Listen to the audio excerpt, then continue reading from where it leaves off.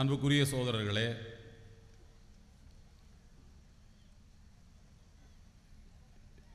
இந்த ஊரில் எந்த வயதுடையவர்களாக இருந்தாலும் மார்க்க கல்வியை கற்க வேண்டும் என்கின்ற ஆர்வம் மட்டும் அவர்களுக்கு இருந்தால் போதும். அவர்களை இங்கே வரிசைப்படுத்தி காட்டியிருக்கக்கூடிய ஆலிமா, முபல்லிகா, நாசிஹா, முஅல்லமா, இவ்வாறு ஏதேனும் ஒரு வகையில் மார்க்க கல்வியை கற்கக்கூடியவர்களாக அவர்களை ஆக்குகின்ற ஒரு பாடத்திட்டத்தோடு நம்முடைய ஆயிஷா மகளிர் ஷரியத் கல்லூரி நடைபெற்று கொண்டிருப்பது இந்த ஊரினுடைய மிக முக்கியமான அடையாளம் என்று நான் பார்க்கிறேன். மார்க்க கல்வியும் அந்த கல்வியை மக்களுக்கு கற்பிக்கின்ற நிறுவனங்களும் அந்த கல்லூரியிலே பயின்ற மாணவ கண்மணிகளும் அதன் ஆசிரியர் பெருமக்களும் அவர்களுடைய வாழ்க்கை நடைமுறைகளும் ஒரு கண்காணிப்பு வளையத்துக்குள் நிறுத்தப்பட்டிருக்கக்கூடிய ஒரு காலச்சூழலில் இந்த கல்வியை எல்லா வயதுடையவர்களுக்கும் கற்பிக்க வேண்டும் என்கின்ற உணர்வை இந்த ஊர் மக்கள் தலையிலே தூக்கி சுமந்து அதை ஒரு பெருங்கடமையாக நிறைவேற்றி கொண்டிருக்கக்கூடிய இந்த முயற்சி உண்மையில் பாராட்டுக்குரியது, வாழ்த்துக்குரியது. எல்லாம் வல்ல அல்லாஹ்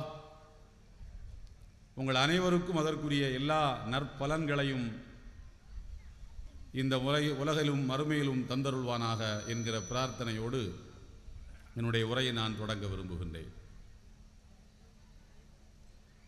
அன்புக்குரியவர்களே, கல்வி என்பது அதற்கு வயது வேறுபாடு கிடையாது. வரலாற்றிலே புகழ்மிக்க பேரறிஞர்களாக விளங்கியவர்கள் எல்லாம் தங்களுடைய முதுமை பருவத்திலே இந்த கல்வியிலே அடியெடுத்து வைத்திருக்கின்றார்கள் என்பது வரலாற்றில் நாம் காணுகின்ற செய்தி. அரபு மொழித்துறையின் மிகச்சிறந்த வல்லுநர் என்று கருதப்பட்ட பேரறிஞர் இமாம் கிசாயி அவர்கள் எப்போது கல்வியை கற்க தொடங்கினார்? அவருடைய கல்வி, அவருடைய அறிவாற்றல், அவருடைய திறமை எந்த அளவுக்கு இஸ்லாமிய உலகத்துக்கு, இஸ்லாமிய அறிவுலகத்துக்கு பயன்பட்டது என்பதற்கு வரலாற்றில் ஏராளமான சான்றுகள் உண்டு. அப்பாசிய வம்சாவளி ஹலீஃபாவில் ஒருவர் பகதாதிலே இருந்து புறப்பட்டு வெளியூருக்கு வந்து சேருகிறார். சிரியாவுக்கு வந்து சேருகிறார். அங்கே இருக்கக்கூடிய அறிஞர் பெருமக்களை எல்லாம் திரட்டி, எனக்கு அரபு இலக்கணத்திலே ஒரு ஐயம், அந்த ஐயத்தை இங்கே யார் தீர்த்து வைப்பது என்று அறிஞர்களிடத்திலே கேட்கிறார். அங்கே இருக்கக்கூடிய அறிஞர்கள் எல்லாம் இவர்தான் அரபு இலக்கணத்தில் தனித்திறமை பெற்றவர், அவர்தான் ஸ்பெஷலிஸ்ட் என்று ஒரு அறிஞரை காட்டினார்கள். பிறகு சொன்னார், சட்டத்துறையிலே ஃபிக்ஹிலே எனக்கு ஒரு ஐயம் இருக்கிறது, அந்த ஐயத்துக்கு யார் விளக்கம் அளிப்பது என்று கேட்டார். இன்னொரு அறிஞரை காட்டினார்கள். பிறகு அவர் சொன்னார், எனக்கு பாகப்பிரிவினை சட்டத்திலே ஒரு சந்தேகம் இருக்கிறதற்கான விளக்கத்தை சொல்பவர் யார் என்று கேட்டார். இன்னொரு அறிஞரை காட்டினார்கள். எனக்கு தொழுகை நேரத்தை கண்டுபிடிப்பதிலே ஒரு தெளிவு தேவைப்படுகிறது, அந்த தெளிவுக்கு யார் முன்னே வந்து அந்த விளக்கத்தை சொல்வது என்று கேட்டார். இன்னொரு அறிஞரை காட்டினார்கள். இப்படி இஸ்லாமிய அறிவுத்துறையில் எத்தனை துறைகள் உண்டோ அத்தனை துறைகளையும் சொல்லி சொல்லி எனக்கு விளக்கம் வேண்டும் என்று கேட்டபோது ஒவ்வொரு துறைக்கும் ஒவ்வொரு ஸ்பெஷலிஸ்ட், ஒரு சிறப்பு அறிஞரை காட்டினார்கள். அவர் சொன்னார், இதே எங்களுடைய அப்பாசிய கிலாஃபத்தினுடைய தலைமைப்பிடமாக இருக்கக்கூடிய பகதாத் நகரமாக இருந்திருந்தால் நான் எழுப்புகின்ற இந்த 15 சப்ஜெக்ட்ல நான் எழுப்புகின்ற எல்லா ஐயங்களுக்கும் விடை சொல்லுகின்ற ஒரே ஒரு அறிஞரை கொண்டு வந்து நிறுத்துவார்கள், அவர்தான் பேரறிஞர் கிசாயி என்று சொன்னார். அப்படி எல்லா துறைகளிலும் கரை கண்டவர் தான் பேரறிஞர் கிசாயி அவர்கள். நம்முடைய மாணவ கண்மணிகளுக்கு, அரபு இலக்கணத்தை பயிலக்கூடியவர்களுக்கு அந்த அறிஞருடைய பெயர் மிகவும் பரிச்சயமான ஒன்றுதான். அந்த பேரறிஞர் கிசாயி தொடக்கத்திலே, தன்னுடைய வாழ்வின் தொடக்கத்திலே அவர் ஆடு மேய்க்கக்கூடிய தொழில் செய்து கொண்டிருந்தார். ஒரு நாள் அவர் ஆடுகளை மேய்த்து கொண்டு போகிறார் சாலை ஓரத்தில். இன்னொரு ஓரத்திலே ஒரு தாய் தன்னுடைய மகனை மதரசாவுக்கு அழைத்து கொண்டு போகிறார். அந்த எந்த மாணவன் தான் மதரசாவுக்கு வருவேன் என்று விரும்புவான்? வரமாட்டேன் வரமாட்டேன் என்று அடம் பிடிக்கிறான். தாய் பிடித்தவனை கதற கதற இழுத்து கொண்டு போகிறார். வரமாட்டேன் என்று சொல்கிறான். தாய் சொன்னார், இந்த வயதிலே நீ மதரசாவுக்கு போகவில்லை என்றால், இந்த வயதிலே நீ கல்வியை கற்கவில்லை என்றால், இதோ ஆடு மேய்த்து கொண்டு போகிறாரே அவரை போல நீயும் பின்னாளிலே ஆடு மேய்க்க வேண்டிய நிலைதான் ஏற்படும் என்று தன்னுடைய மகனுக்கு அறிவுரை சொல்லுகிறார். இதை கேட்டு இமாம் கிசாயி அவர்களுக்கு பெரும் அதிர்ச்சியாகிவிட்டது. அவர் நினைத்துக் கொண்டார், வாழ்க்கையிலே தோற்று போகிற ஒருவனுக்கா நாம் முன்னுதாரணமாக இருப்பது? நம்மை காட்டி இவரை போல நீ திறம்பட ஆடு மேய்ப்பா என்று சொன்னால் அதிலே ஒரு பெருமை இருக்கிறது. தோல்வி அடைய போகிற ஒரு மனிதனுக்கு உதாரணமாக காட்டுகிற அளவுக்கு நாம் ஆகிவிட்டோமே என்று வருத்தப்படுகிறார். உடனடியாக நேராக அவர் வீட்டுக்கு போகவில்லை. இந்த ஆட்டு மந்தைகளை எல்லாம் ஓட்டி கொண்டு போய் அந்த ஊரிலே ஒரு பெரிய செல்வந்தனிடத்தில் மொத்த ஆடுகளையும் விற்பனை செய்துவிட்டு அந்த காசை எடுத்துக்கொண்டு கல்வியை கற்பதற்காக அறிஞர் பெருமக்களை தேடி போகிறார். மக்காவுக்கு போனார், மதீனாவுக்கு போனார், எகிப்துக்கு போனார், நைசாப்பூருக்கு போனார், எல்லா பகுதிகளுக்கும் போனார், கல்வியை கற்றார். பகதாதுக்கு திரும்ப வந்தார், ஒரு தலை சிறந்த அறிஞராக வந்தார். அவர் கல்வி கற்க புறப்பட்டு போனது அவருடைய 40வது வயதில். இமாம் ஜுஃபர் என்ற ஒரு அனவி மதுகபிலே மிகவும் புகழ்மிக்க ஒரு இமாம் உண்டு. அனவி மதுகபினுடைய சட்ட நூல்களில் அறிஞர் பெருமக்களுடைய மாற்று கருத்துக்கள் தெரிவிக்கப்படுகிற போது இமாம் ஜுஃபர் அவர்களின் கருத்து இது என்று பதிவு செய்கிற வழக்கம் ஹனவி சட்ட மதுகபினுடைய நூல்களிலே உண்டு. அந்த இமாம் ஜுஃபர் அவர்கள் தன்னுடைய கல்வி பயணத்தை திருக்குரானை மனனமிட்டுத்தான் தொடங்கினார்.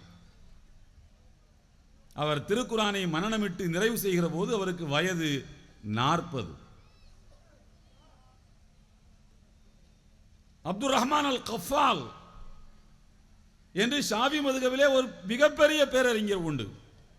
கஃபால் என்று சொன்னால் பூட்டுக்களை தயாரிப்பவர் என்று பொருள். பூட்டு வியாபாரம் தான் பண்ணிக்கிட்டு இருந்தார்.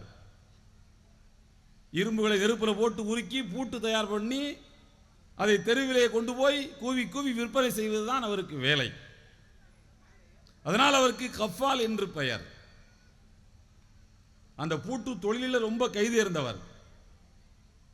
அவர் ஒரு பூட்டை தயாரித்து அந்த பூட்டுக்குரிய சாவியை ரொம்ப வெயிட் கம்மியாக இருக்கணும், அப்போ தான் பாக்கெட்டில் போட்டு கொண்டு போகிறதுக்கு இலகுவாக இருக்கும் என்பதற்காக ரொம்ப சின்ன சாவியை தயார் பண்ணுறவன் தான் பெரிய டெக்னிக் தெரிஞ்சவன் அர்த்தம். அவர் தயாரித்த சாவியினுடைய வெயிட் என்ன தெரியுமா? 4 கோதுமை மணியின் வெயிட் தான். 4 கோதுமை மணியின் வெயிட் அளவுக்கு ஒரு சாவியை தயாரிக்கின்றார். அப்படி அந்த பூட்டு செய்கிற தொழிலே மிகவும் கைதேர்ந்த இமாம் கஃபால் அவர்கள் தன்னுடைய இப்படி அறிஞர் பெருமக்களுடைய வாழ்வில் அவர்கள் எப்போது திருப்புமுனைக்கு ஆளானார்கள், எப்போது அவருடைய வாழ்க்கை பயணம் கல்வியை நோக்கி திரும்பியது என்று பார்த்தால், புகழ்மிக்க பேரறிஞர்கள் எல்லாம் முதிர்ந்த பருவத்தில் கல்வி சாலையிலே அடியெடுத்து வைத்தவர்கள். எனவே கல்வியை கற்பதற்கு வயது ஒரு தடை அல்ல, அதற்கு வெட்கப்பட தேவையில்லை. நபிகள் பெருமான் ஸல்லல்லாஹு அலைஹி வஸல்லம் சொல்வார்கள், உலகத்தின் பெண்களிலே சிறந்தவர்கள் யார், உலகத்தில் இருக்கின்ற பெண்களில் எல்லாம் சிறந்தவர்கள் யார் என்கிற கேள்விக்கு பெருமானார் சொல்கிறார்கள், மதீனாவின் பெண்கள் அவர்கள் தான் சிறந்தவர்கள். கைருன் நிசாயி நிசாவுல் அன்சார், மதீனத்து பெண்கள். அதற்கு என்ன காரணம்? மதீனத்து பெண்கள் ஏன் சிறந்தவர்கள்? பெருமானார் சொல்கிறார்கள், லம் யம்னஉஹுன்னல் ஹயாஉ அன் யதஃபக்கஹ்ன ஃபித்தீன், மார்க்க கல்வியை கற்பதற்கு அவர்கள் வெட்கப்படுவதில்லை என்று சொன்னார்கள்.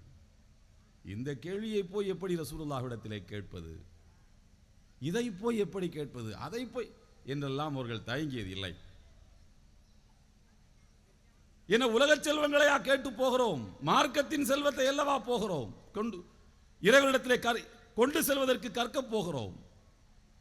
அதுவும் இறை தூதரிடத்தில், இறைவனிடமிருந்து வகையை பெற்று வருகின்ற இறை தூதரிடத்தில் அல்லவா கேட்கிறோம் என்கிற பெருமையோடு செல்வார்கள் மதீனத்து பெண்கள். நான் இங்கே உங்களுக்கு மிக முக்கியமாக சொல்ல விரும்புவது, இஸ்லாத்தின் மீது பழிகளும் அவதூறுகளும் தூற்றப்படுகிற ஒரு காலத்தில் நாம் இருக்கிறோம். அந்த பழிகளை துடைக்கின்ற அறிவாயுதத்தை கையில் ஏந்தி, கருத்து போரிலே அறிவாயுதத்தை கையில் ஏந்தி இஸ்லாத்தின் மீது சொல்லப்படுகின்ற அவதூறுகளை துடைக்கின்ற வீர பெண்மணிகளாக நம்ம ஊரிலே இருந்து பெண்மணிகள் கிளம்பி வர வேண்டும். இன்றைக்கு இஸ்லாம் எப்படி அவதூறுகளை சுமக்க வேண்டிய நிலைக்கு ஏற்பட்டு வந்திருக்கிறது என்று சொன்னால், இது பெண்களுக்கு எதிரான மார்க்கம் என்கிற ஒரு கருத்தை விதைக்கிறார்கள். முத்தலாக் தடை சட்டம் கொண்டு வரப்பட்ட போது ஏதோ இந்த அரசாங்கத்தை நடத்தக்கூடியவருடைய தலைமை அமைச்சருடைய வீட்டு வாசலிலே போய் முஸ்லிம் பெண்கள் எல்லாம் கதறி கதறி அழுததை போல மொத்த உலகத்தையும் நம்ப வைத்தார்கள். நாம் முஸ்லிம் பெண்களுக்கு நான் விடுதலையை தரப்போகிறேன், ஆண்களுக்கு அவர்கள் அடிமைப்பட்டு கிடப்பதில் இருந்து அவர்களுக்கு சுதந்திர காற்றை சுவாசிக்க கொடுக்க போகிறேன் என்றுதான் பாராளுமன்றத்திலேயே சொன்னார்கள். எத்தனை பெரிய அப்பட்டமான அவதூறு பொய்! எங்களை போன்றவர்கள் எதிர்பார்த்தோம். முஸ்லிம் சமுதாயத்திலே இருந்து ஒரு பெண்கள் அமைப்பு புறப்பட்டு வந்து எங்களுக்கு இஸ்லாம் தந்திருக்கக்கூடிய உரிமைகள் தான் உலகத்தில் மிக உன்னதமானவை என்று சொல்லக்கூடிய மகளிர் குழு ஒன்று இந்தியா முழுக்க கிளம்பி வந்திருக்க வேண்டும். ஒருவேளை இருந்திருக்கலாம், அதை ஒருங்கிணைப்பவர்கள் இல்லாமல் போயிருக்கலாம். நான் உங்களுக்கு சொல்வது, பத்திரிகைகளிலே வரக்கூடிய அவதூறு செய்திகளுக்கு ஆண்கள் மறுப்பு எழுதினால் ஆணடிமை, பெண்களை அடிமைப்படுத்துவார்கள், ஆணாதிக்க மார்க்கம் என்று சொல்லிவிடுவார்கள். பதில் எழுதுவதற்கு கூட உங்கள்ட்ட ஒரு பொம்பளை இல்லையான்னு கேட்பான். எனவே இஸ்லாத்தின் மீது சொல்லப்படக்கூடிய அவதூறுகளை துடைக்கின்ற அறிவாயுதத்தை கையில் ஏந்தி வருகின்ற பெண்கள் குழு ஒன்று ஒவ்வொரு மகளிர் மதரசாக்களிலும் உருவாக்கப்பட வேண்டும். இது காலத்தின் தேவை. எப்படி ஒழுவின் கடமைகள், குளிப்பின் கடமைகள், தொழுகையின் கடமைகள், சுன்னத்து முஸ்தஹப் என்று நீங்கள் கற்கிறீர்களோ, அதே போல அல்லாஹ்வின் மார்க்கத்தின் மீது அள்ளி ஊற்றப்படுகின்ற அவதூறுகளை துடைப்பது உங்கள் மீது கடமை. இது நான் உங்களுக்கு உணர்த்த விரும்புகின்றேன். நீங்களாகவே ஒரு விவாத களத்தை அமைத்துக் கொள்ளுங்கள். எப்படி மேடையிலே பேசுவதற்கு பயிற்சி எடுக்கிறீர்களோ, எப்படி இங்கே தீன் தோழி என்கிற ஒரு புத்தகத்தை வெளியிடுவதற்கு நீங்கள் பெரும் உழைப்பை கொட்டியிருக்கிறீர்கள். நான் ரேசாக புரட்டி பார்த்த போதே தெரிந்தது. இதை போல நீங்களே ஒரு விவாத களத்தை உங்கள் மதரசாவிலே அமைக்க வேண்டும். 2 குழுக்கள், ஒரு குழு இஸ்லாத்தின் மீது சொல்லப்படுகின்ற அவதூறுகளை எடுத்துரைக்க வேண்டும், இன்னொரு குழு அதை மறுத்து பேச வேண்டும். நடுவராக ஒரு உஸ்தாத் இருக்க வேண்டும். இருதரப்பினுடைய வாதங்களையும் கேட்டவர் தீர்ப்பளிக்க வேண்டும். இப்படி ஒரு வழக்காடு மன்றத்தை உங்களுக்கு இடையிலே ஏற்படுத்தி இந்த பயிற்சியை நீங்கள் செய்ய வேண்டும். இது ஒரு உதாரணம் தான். இந்த கல்வியை கற்கக்கூடிய பல ஆண்டுகள் இந்த நிறுவனத்தை நடத்தக்கூடிய நிர்வாகிகளுக்கு இதைவிட வேறு சில ஐடியாக்கள் தோன்றலாம். கல்வி என்பது இமாம் ஷாஃபி ரஹ்மத்துல்லாஹி அவர்கள் சொல்வார்கள், கல்வி என்பது இரண்டு கல்வி. ஒன்று மருத்துவ கல்வி, இன்னொன்று தீனுடைய கல்வி. இமாம் கஸாலி ரஹ்மத்துல்லாஹி அலைஹி எவ்வளவு பெரிய மாமேதை உங்களுக்கு தெரியும். அவர்களை பற்றி நான் சொல்ல வேண்டிய தேவையில்லை. அவர்கள் மதரசாவிலே பாடம் நடத்தி கொண்டிருக்கின்ற போது அவரிடத்திலே கல்வி கற்பதற்காக ஒரு 5-6 மாணவர்கள் வருகின்றார்கள். நாங்கள் உங்களிடத்திலே கல்வி கற்க ஆசைப்படுகிறோம், உங்களுடைய அறிவுத்திறனை பற்றியெல்லாம் நாங்கள் நிறைய கேள்விப்பட்டிருக்கிறோம், எங்களை மாணவர்களாக சேர்த்துக் கொள்ளுங்கள் என்று சொன்னார்கள். அந்த காலத்தில் அப்படி வந்து நிற்பார்கள். முகத்தை பார்த்தாலே தெரியும் படிப்பானா படிக்க மாட்டானான்னு. விரும்பினால் சேர்த்துக்கொள்வார்கள், இல்லைன்னா அனுப்பிடுவாங்க. இதுதான் அப்ளிகேஷன் ஃபார்ம் எல்லாம் அப்போ கிடையாது.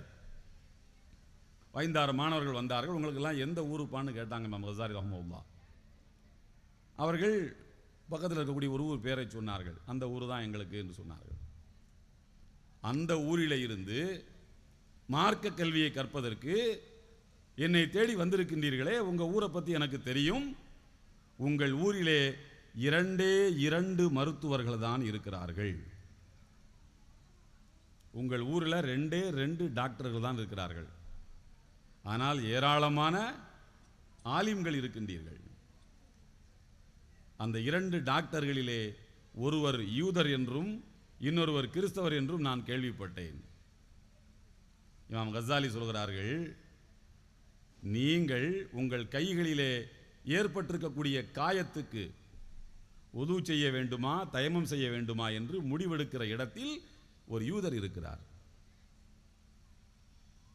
நீங்கள் நோன்பு வைக்க வேண்டுமா வேண்டாமா என்று முடிவெடுக்கிற இடத்திலே ஒரு யூதனை வைத்துக் கொண்டு உங்கள் வீட்டு பெண்களுடைய முதுகில் கைகால்களிலே ஏற்படக்கூடிய காயங்களை, அந்த காயத்தின் தன்மை என்ன என்று பார்க்கக்கூடிய இடத்திலே ஒரு யூதரையும் கிறிஸ்துவரையும் வைத்துக் கொண்டு மார்க்க கல்வியை கற்று நீ என்ன செய்ய போகிறாய் என்று இமாம் கஸாலி ரஹ்மத்துல்லாஹி அலைஹி அவர்கள் கேட்டார்கள். உங்கள் ஊருக்கு இப்போது தேவை நல்ல மருத்துவர்கள். நீங்கள் அந்த கல்வியை படிங்க என்று நான் உங்களுக்கு சஜஷன் கொடுக்கிறேன் என்று இமாம் கஸாலி ரஹ்மத்துல்லாஹி அவர்கள் சொன்னார்கள். அவருடைய சொல்வதனுடைய நோக்கம் என்னவென்றால், எந்த துறையிலே ஆபத்து சூழுகிறதோ அந்த துறையில் நிகழ்காலத்திலோ வருங்காலத்திலோ எந்த துறையிலே ஆபத்து சூழ்கிறதோ அந்த துறையிலே நீங்கள் கவனம் செலுத்துங்கள்.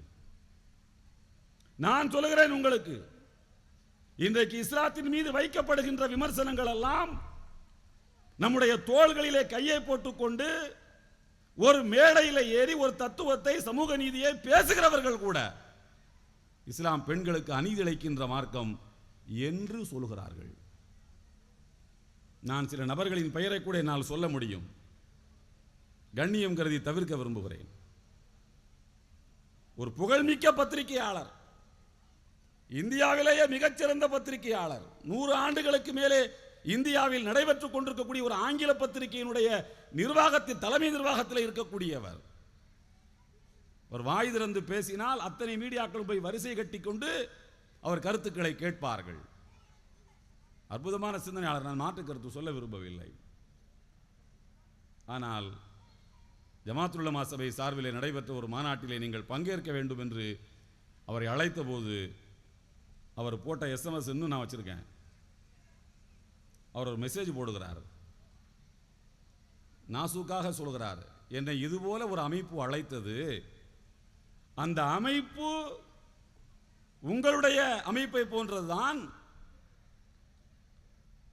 பெண்ணடிமைத்தன கருத்துக்களை போதிக்கக்கூடிய, பெண்களை மேடையில் ஏற்றாத ஒரு அமைப்பிலே நான் வந்து பேசினால் நான் கடந்து வந்த பாதைக்கு அது நன்றாக இருக்காது என்று சொல்லுகிறார். அவர் அப்படி புரிந்து வைத்திருக்கின்றார். இதை போல இப்படி நிறைய சில உதாரணங்களை என்னால் சொல்ல முடியும். நான் நம்முடைய ஆலிமாக்களுக்கு, முபல்லிகாக்களுக்கு நான் உங்களுக்கு சொல்வது, ஒவ்வொரு மீடியாவையும் கண்காணிக்கக்கூடியவராக நீங்கள் ஒரு பொறுப்பை எடுத்துக்கொள்ளுங்கள். எதுவும் பெரிய மீடியாவா இருக்கோ. நான் ஒரு முறை கோயம்புத்தூருக்கு சென்ற போது பகல் நேரத்து ரயில், அது இலவசமாக பேப்பர், வந்தே பாரத்தில் எல்லாம் கொடுக்குற மாதிரி இலவசமாக பேப்பர் கொடுக்குறாங்க. தினமலர் பேப்பர் கொடுத்தாங்க. பொழுது போகாமல் உட்காந்து படித்து பார்த்தா ஒரு நாளையில் வந்திருக்கக்கூடிய செய்தி, அன்றைக்கு தினமலரில் மட்டும் 13 வெறுப்பு செய்திகள், இஸ்லாத்துக்கு எதிரான செய்தி 13 செய்திகளை நான் பார்த்தேன் ஒரு நாளையில். அந்த பேப்பர் இலவசமாக ஆயிரக்கணக்கான பேருக்கு வழங்கப்படுகிறது. இலவசமாக 13 செய்திகள் தினமும் நாம் ஆளுகிற தமிழ்நாட்டில் மக்களுக்கு கொடுக்கப்படுகிறது என்று சொன்னால் வேறு வழியில்லை, படித்தே ஆக வேண்டும் என்கிற நிலையில் பயணத்தில் இருக்கும் போது வழங்கப்படுகிறது என்று சொன்னால், இங்கே இஸ்லாத்துக்கு எதிராக ஒரு நெருப்பு ஒன்று கிராஸ் ரூட்ல பற்ற வைக்கப்பட்டு கொண்டிருக்கிறது. அது எப்போது பெரு நெருப்பாக மாறும், கொளுத்தும் ஃபயராக எப்போது மாறும் தெரியாது. இதை ஒரு மிகப்பெரிய ஆபத்து. நான் இதை போன்ற சபைகளில் தாய்மார்கள், மார்க்க கல்வியை கற்றிருக்கக்கூடிய தாய்மார்கள் நிறைந்த அவையில் தான் இந்த வேதனையை நாங்கள் சொல்ல முடியும். அதே போல இன்னொன்று, ஒரு மிகப்பெரிய அருவருப்பான, நினைப்பதற்கே அருவருப்பான ஒரு ஆபத்து நம்முடைய அனைவருடைய கண்களையும் தாண்டி தமிழ்நாட்டுக்குள்ளே அரங்கேறி இருப்பதை கடந்த ஒரு வார காலமாக நாம் உணர்கிறோம்.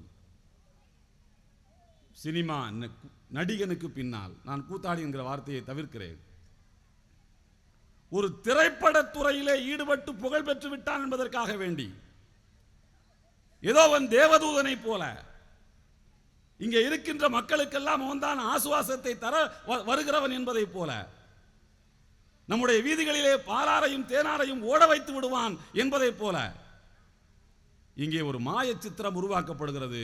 அதற்கு நம்முடைய இளம் பெண்களும் இளம் ஆண்களும் பலியாகி விட்டார்கள். பலியாகி கொண்டிருக்கிறார்கள் அல்ல, பலியாகி விட்டார்கள். இந்த அருவருப்பிலிருந்து இந்த சமுதாயத்தை எப்படி மீட்கப் போகிறோம்? ஒவ்வொரு வீட்டுக்குள்ளேயும் ஒரு கருத்து போரை நடத்த வேண்டிய கட்டாயத்தில் இந்த சமுதாயம் இருக்கிறது. இந்தியாவே பற்றி எறிந்தாலும் தமிழ்நாடு எப்படி அமைதி பூங்காவாக இருக்கிறது? இது ஏதோ ஒரு மந்திரக்கோலை கையில் வைத்துக் கொண்டு இப்படி ஒரு முறை ஆட்டியதால் இந்த அற்புதம் விளைந்து விட்டது என்பதல்ல. இந்த அமைதிக்கு பின்னால், இந்த அற்புதத்துக்கு பின்னால் நம்முடைய முன்னோர்களின் உழைப்பு இங்கே கொட்டப்பட்டிருக்கிறது. நம்முடைய முன்னோர்களின் தியாகம் இருக்கிறது. அந்த தியாகத்தை, அந்த உழைப்பை தெரியாத ஒரு தலைமுறை உருவாக்கப்பட்டிருக்கிறது. ஞாயிற்றுக்கிழமை தானே ஒரு நாள் சினிமா பார்த்து விட்டால் என்ன ஆகிவிட போகிறது என்று நாம எல்லாரும் போட்டு டிவியை போட்டு முன்னால் உட்கார்ந்தோம் பாருங்க. அதனுடைய விளைவை இப்போது நாம் அனுபவித்துக் கொண்டிருக்கிறோம். எது வேடிக்கை என்றும் பொழுதுபோக்கு என்றும் கருதினோமோ அது நம்முடைய தலையில் நெருப்பாக எரிந்து கொண்டிருக்கிறது. என்ன ஆக போகிறது என்பது 4ஆம் தேதிக்கு மேல் தெரியும். அப்படி ஆனால் நான் என்னுடைய மற்ற சகோதர சமுதாயத்தை சார்ந்த நண்பர்களிடத்திலே சொல்லுவது உண்டு, முட்டாள் என்றால் எல்லாரும் தான் முட்டாள். என்ன முஸ்லீம் முட்டாள்னு தனியா ஏன் பிரிக்கிற? பாயம்மா முட்டாத்தனமா பேசுறான்னு ஏன் பிரிக்கிற? முட்டாள் என்பது ஒரு தனி இனம். அவன் எல்லா ஜாதிக்குள்ளேயும் இருப்பான், எல்லா மதத்துக்குள்ளேயும் இருப்பான், எல்லா கோலத்திலையும் இருப்பான் என்று சொல்லி தற்காத்துக் கொண்டிருக்கிறோம். நம்ம மேல விழக்கூடிய பழிகளை துடைத்துக் கொண்டிருக்கிறோம். ஆனால் யதார்த்தம் அதற்கு வேறாக இருக்கிறது. எனவே இந்த பொறுப்புகளை எல்லாம் நீங்கள் சுமந்திருக்கிறீர்கள். ஆலிமாவாகிவிட்டோம், முபல்லிகாவாகிவிட்டோம், நாசிகாவாகிவிட்டோம் என்றால் அது இன்றைய தினம் மட்டும்தான் உங்களுக்கு அது பெருமை. இன்றைய தினம் மட்டும்தான் அது உங்களுக்கு மகிழ்ச்சிக்குரிய செய்தி. நாளை முதல் உங்களுக்கு அது பொறுப்பு. நான் மிகப்பெரிய எதிரியையும் உங்களுக்கு கண்களிலே சொல்லிவிட்டேன், கண்களிலே காட்டிவிட்டேன். நம்முடைய வீட்டுக்குள்ளேயே உருவாகி கொண்டிருக்கக்கூடிய கண்ணுக்கு புலப்படாத மாயாவிகளைப் போல தோன்றி மறைகின்ற நம்முடைய எதிரிகளையும் நான் உங்களுக்கு சொல்லிவிட்டேன். இந்த பொறுப்புணர்வை சுமக்கக்கூடிய அன்பு தாய்மார்கள், நீங்கள் அறிவு களத்துக்கு வர வேண்டும். அறிவாயுதத்தை கையில ஏந்த வேண்டும். அல்லாஹ்வின் மார்க்கத்தின் மீது சுமத்தப்படுகின்ற அவதூறுகளை விடுவிக்கக்கூடிய வீராங்கனைகளாக நீங்கள் திகழ வேண்டும். ஆண்கள் பேசினால் அதற்கு வேறு முலாம் பூசுவார்கள். முத்தலாக் தடை சட்டம் வந்தபோது அதுதான் நடந்தது. 3 இந்தியா முழுக்க 3 பெண்கள் தான். வெறும் 3 பெண்கள் சேர்ந்து உச்ச நீதிமன்றத்துக்கு போய் 1400 ஆண்டு கால வரலாறு கொண்ட ஒரு மார்க்கத்தையே 145 கோடி மக்கள் வாழுகிற ஒரு நாட்டில், உலகத்தின் மிகப்பெரிய நாட்டில் பழி சுமத்த முடியும் என்று நிரூபித்திருக்கின்றார்கள். எவ்வளவு பெரிய அவலம் இது, எவ்வளவு பெரிய அசிங்கம் இது. 3 பெண்கள் சேர்ந்து அசிங்கப்படுத்த முடியும் என்றால் 3000 30,000 பெண்கள் சேர்ந்து ஏன் அந்த அசிங்கத்தை துடைக்க முடியாதா? முடியும். முயற்சிக்க வேண்டும். அதற்கேற்ற தரவுகளை நீங்கள் சேகரிக்கக்கூடியவர்களாக இருக்க வேண்டும். நிகழ்கால உலகத்தோடு, நிகழ்கால உலகத்திலே ஏவப்படுகிற அம்புகளை எதிர்கொள்வதற்கான பயிற்சிகளை நீங்கள் உங்களுடைய அறிவு தளத்திலே எடுக்க வேண்டும் என்பதை இன்றைக்கு பட்டம் பெறுகின்ற ஆலிமாக்களுக்கு நான் சுமந்து வந்த செய்தியாக சொல்லி, சிறப்பான இந்த ஏற்பாட்டை செய்திருக்கக்கூடிய நிர்வாக பெருமக்களுக்கு என்னுடைய உளப்பூர்வமான நன்றியினை தெரிவித்து நிறைவு செய்கிறேன். வாஹிரு தாவானா அனில் அல்ஹம்துலில்லாஹி ரபில் ஆலமீன். அஸ்ஸலாமு அலைக்கும் வரஹ்மத்துல்லாஹி வபரகாத்துஹு.